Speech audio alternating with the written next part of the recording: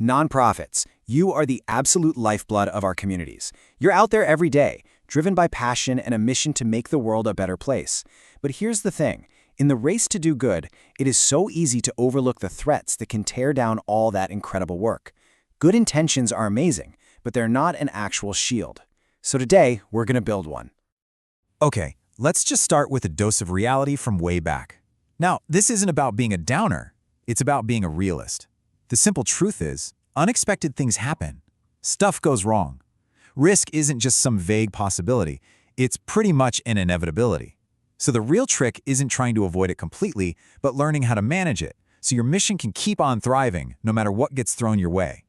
So, let's just ask the big question head on. You've got a powerful mission, right? You've got a dedicated team, you have the best of intentions. But is that really enough? Is it enough to protect you from a lawsuit, a financial scandal, or a crisis that could literally shut your doors for good? The hard answer, unfortunately, is no. And that is exactly why we need to build a proper defense. All right, so every strong shield needs a solid foundation.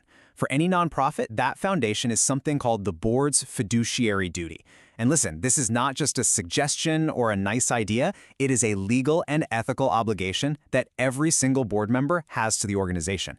It's the absolute bedrock of good governance and, you guessed it, risk management. So what does this foundation actually look like? Well, it's built on 3 core pillars. First, there's the duty of care. Basically, this just means you show up, you do your homework, and you make decisions thoughtfully.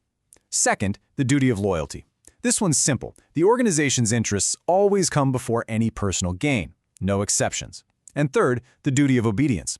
You have to make sure the organization stays true to its mission. You know, a food bank can't just suddenly decide to start selling luxury cars. It's about staying in your lane.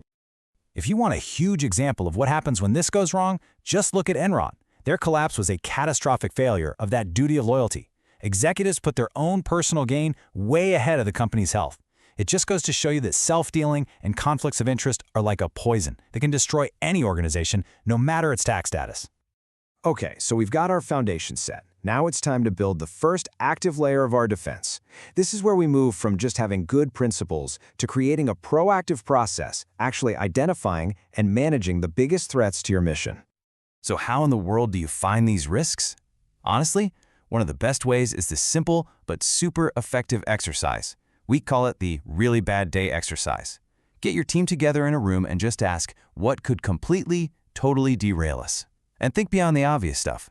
What if a volunteer gets in a car accident, a donor database gets hacked, a key employee steals funds, a negative story goes viral? The whole point is to spot your vulnerabilities before they turn into full-blown disasters.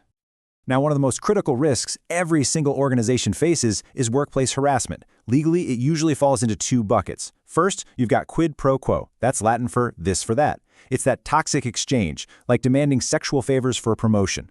The second is a hostile work environment, which is much broader. This is basically any unwelcome conduct of a sexual nature that just poisons the workplace, making it intimidating or offensive for people to do their jobs. You know, preventing harassment isn't just about having a policy tucked away in a binder. It's about building a culture. The 5 Ds of bystander intervention are a fantastic, practical toolkit that empowers everyone on your team to safely step in.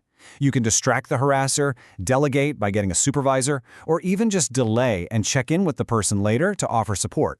It's about turning people from passive bystanders into active defenders of a safe workplace.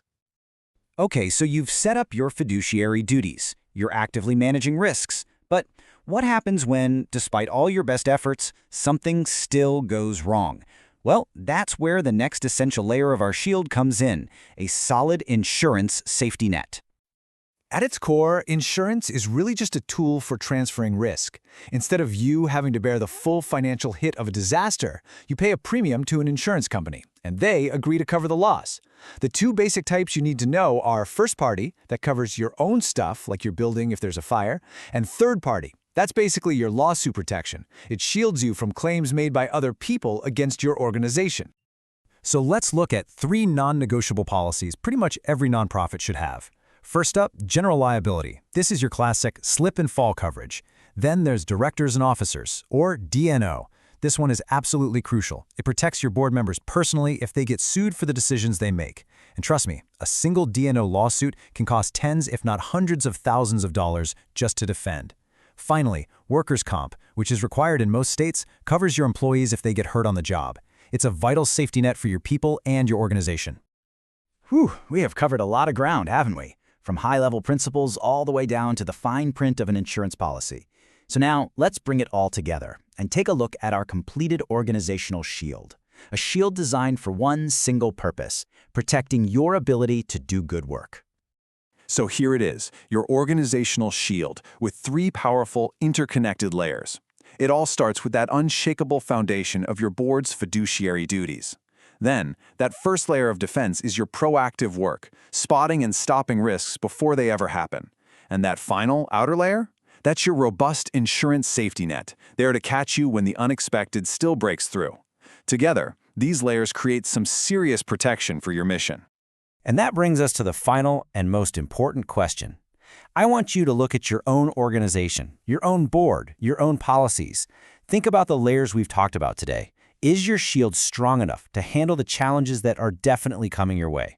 Because protecting your mission, well, that's the most important work of all.